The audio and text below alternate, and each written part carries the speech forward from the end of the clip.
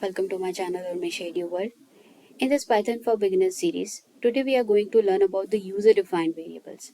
So what is the difference between normal variable and the user-defined? If we say about the normal variable, then we are giving exactly those variables about what is the value. So a very constant value is given to that variable. You cannot change it at that time, or we need to do it on manually basis. Okay, 10, 20, whatever the value you assign to that variable, that remains constant for all your coding. But what about this user defined variables? In user defined, you give flexibility to the user that they can enter any value. It is not specific, okay, this value they can enter, and which is actually an important, or which is really plus when you give user. So you can do in the testing on that code, that whatever the user can enter, what respective results you are getting. So this user defined variables is really important in any programming language. So let's learn how we can do in Python. So far we saw that there is no as such a command for a variable to define, but in user defined variables, there is a specific command that makes this whole thing as more giving flexibility to the user. So that is a function called input. This function is kind of creating a prompt box. Let me run this cell. It will give you this kind of a prompt box. Let's say I'm just writing here 20. So it's giving me some output, right? So this is about the input function which is giving you this prompt. You can enter any value. There is no specific hard and fast rule. I can do in multiple times. Whenever I run this cell, I'll get this flexibility. So I can now enter, let's say 30, and I'm getting this result. So one thing to notice here is whatever I'm inserting certainly a value which is in numbers. It's not something in a text or anything, but still on the output I'm getting something in a string format. It's if you want to check the type of that, let me check the type as well, and just run here the type, which gives you the idea of what exactly the type of this input. Let's say I'm entering here 20, it's giving me the output that this type of this input function is a string. So what basically we are doing here, it's just giving user something to enter. By default, Python is taken into an integer. So here, what we learned in the past or the previous session, that how we can perform the typecasting on the top. So we will do here the same thing. So let me run here in between this type and the input. Let's say I want to change it anything to an integer and give it a shot, and let's say run this cell, and again I'm going to enter here 20, and now I'm going to get it the type in the integer format, because here the first thing that what we did, first we call this input function. Whatever the value, it would be in the string. The next this parenthesis within the bracket is, we call it a int function on the top. So that means it will going to create typecasting, which asks forcibly to this function that change your data type and make this into an integer. So that's a point. And the last thing that we run on the top, just for our understanding and to view what exactly the type of the data now we are getting at the end. So that is in the integer. So this is the basic crux of this user-defined function, that everyone should understand for what particular purpose you want to give a user. If that something is is in string, then don't do this typecasting. But if you are doing any, let's say any calculation, let's say addition you are performing, then definitely uh, give this typecasting on the top of this input function.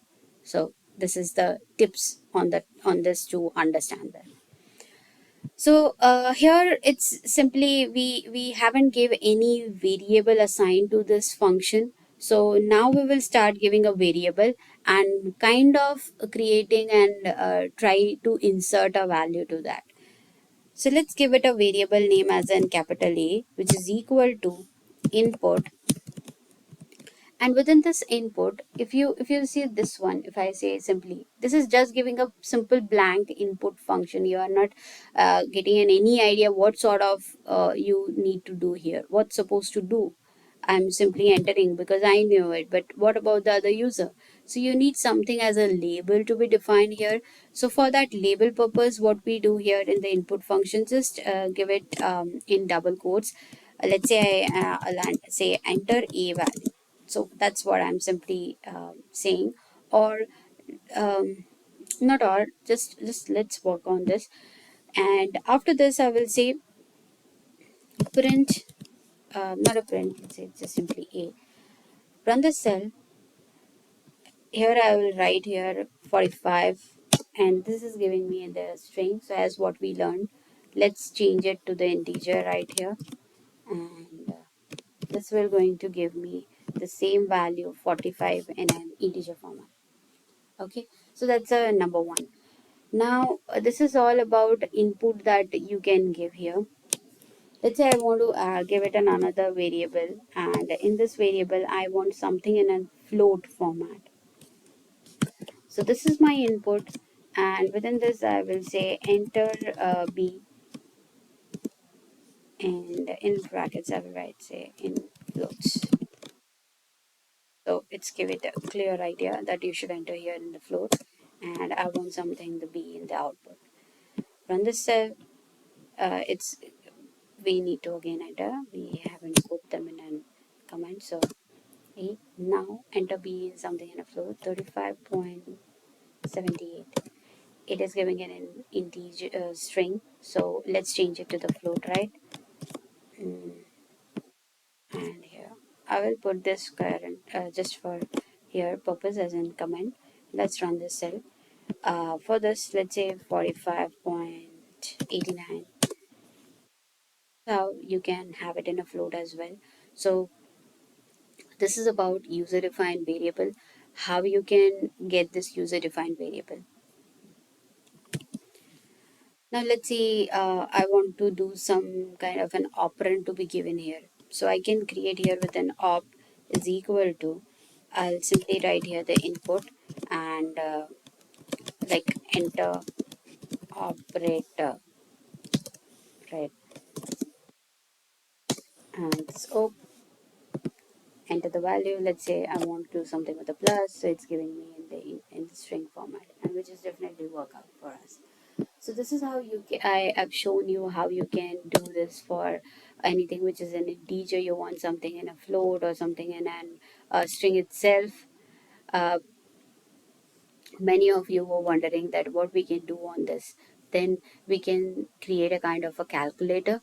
So in but for this thing we need to understand the if and else statement. So in our next video onwards we will learn about more in detail about how to do the looping statement, conditional statement, and then we will use this user defined variables and create our calculator. So that is one of the application we're going to create with some basic understandings of Python. So in the upcoming sessions, I will surely show you how we can do this.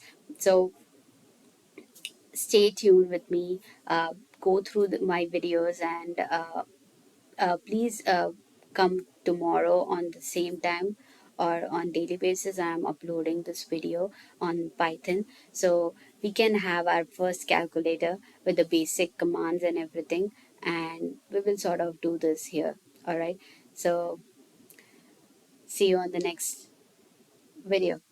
Till then, happy learning and stay safe.